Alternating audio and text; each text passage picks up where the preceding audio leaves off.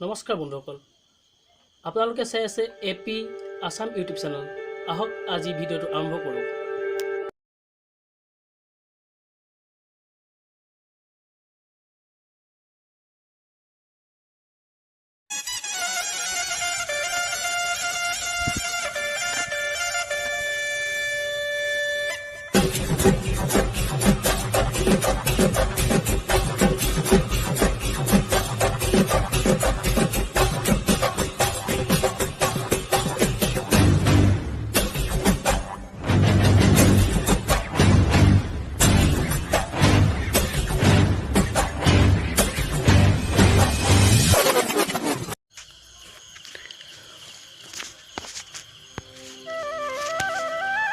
ভাৰতবৰ্ষৰ অসম ৰাজ্যৰ এখন অতি সুন্দৰ জিলা হ'ল কাৰ্বি আংলং।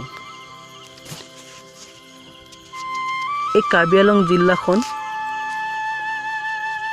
গছ-গছনি, পাহাৰ পৰ্বত, সেউজীয়া প্ৰাকৃতিক সৌন্দৰ্যৰে ভৰি আছে। এই জিলাৰ মুখ্য কাৰ্যালয় ডিফুত অৱস্থিত। কাৰ্বি আংলং জিলাৰ মুঠ মাটিকালি ৭,৩৬৪ কিলোমিটাৰ দীঘল আৰু ২,৮৬৪ কিলোমিটাৰ বহল। এই জিলাখনত প্ৰায় ৭ লাখৰ ওচৰে পাজৰে জনসংখ্যা আছে। এই জিলাত কাৰ্বিৰ বাহিৰেও তিৱা, গাৰো, বিহাৰী, বঙালী, নেপালী আৰু ভালেকেইটা জনজাতিয়ে বাস কৰে। এই জিলাখনত জুনৰ পৰা প্ৰায় ছেপ্টেম্বৰ মাহলৈকে নিয়মীয়াকৈ বৰষুণ হয়। এই বৰষুণৰ পানীৰ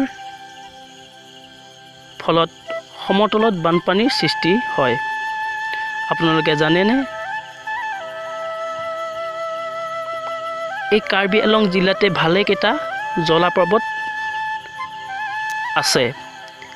তাৰ ভিতৰত কান্থি জলপ্ৰপাত, কাকচাং জলপ্ৰপাত এই কাৰ্বি আংলং জিলাতেই অৱস্থিত। কাকচাং জলপ্ৰপাতলৈ বোকাখাতৰ পৰা প্ৰায় ৩ কিলোমিটাৰ দূৰত অৱস্থিত। কান্থি জলপ্ৰপাত দেৰগাঁৱৰ পৰা প্ৰায় ১২ কিলোমিটাৰ দূৰত অৱস্থিত।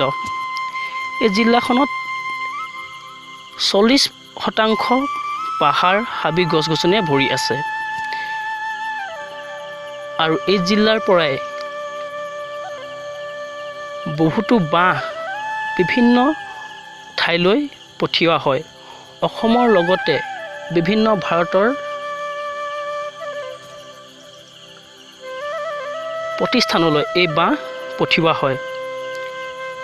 কাৰ্বি আংলঙৰ হাবিত বিভিন্ন লুপ্ত প্ৰজাতিৰ জীৱ-জন্তু, গছ-গছনি পোৱা যায়। এই কাৰ্বি আংলং জিলাতে বহুতকেইটা ঐতিহাসিক মঠ, মন্দিৰ আৰু গৰম পানীৰ পুং পোৱা যায়। আপোনালোকে জানেনে, কাৰ্বি আংলং জিলাৰ নামবৰ হাবিৰ মাজতে গৰম পানীৰ পুং আছে। ইয়াক চাবলৈ বহুত দূৰ দূৰণিৰ পৰা মানুহ আহে আৰু দেশ বিদেশৰ পৰাও পৰ্যটক অহা দেখা যায়। কাৰ্বি আংলং জিলাৰ ডিমাপুৰত থকা ট্ৰেইন ষ্টেচনটো পৃথিৱীৰ ভিতৰতে ওখ বুলি কোৱা হয়।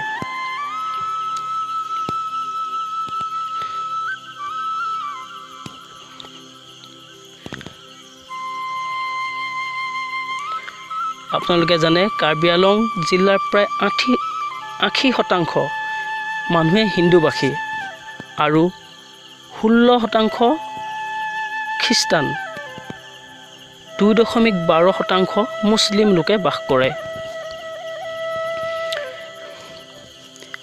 আমি জানো ফিটা বন্ধা মন্দিৰ বুলি সকলোৱে নিশ্চয় শুনিছোঁ চাগে, কিন্তু আপোনালোকে জানে লাগে, এই ফিটা বন্ধা দেওপানী মন্দিৰ কাৰ্বি আংলং জিলাৰ নামবৰ হাবিৰ মাজতেই আছে।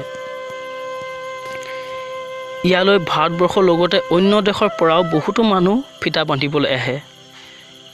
এই মন্দিৰত ফিটা বান্ধিলে হেনো মনৰ কামনা পূৰণ হয় বুলি কোৱা হয়।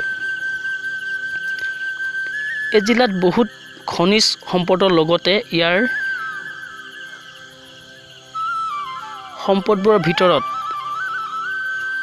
চূণশিল অন্যতম। আপোনালোকে জানি ভাল পাব বোকাজানৰ চিমেণ্ট বহুত বিখ্যাত। এই কাৰ্বি আংলঙতে বোকাজান অৱস্থিত। এই জিলাত বছৰি 15 পৰা 19 ফেব্ৰুৱাৰীত বিভিন্ন জিলাৰ লোক আহি সমাগত হয় আৰু এই জিলাৰ বিভিন্ন স্থানত কাৰ্বি, তিৱা, বঙালী, বড়ো, কছাৰী বিভিন্ন জনজাতি লগ লাগি ৰিচো নিমচো ৰং উৎসৱ পালন কৰা হয়। এই উৎসৱ কাৰ্বিসকলৰ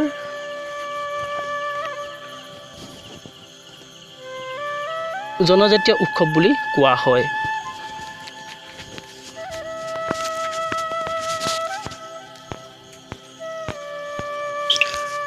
আজিলৈ ইমানেই। যদি ভিডিঅ'টো চাই ভাল পালে লাইক কৰিব, কমেণ্ট কৰিব, শ্বেয়াৰ কৰিব আৰু মোৰ চেনেলটোক ছাবস্ক্ৰাইব কৰিবলৈ নাপাহৰিব। ধন্যবাদ।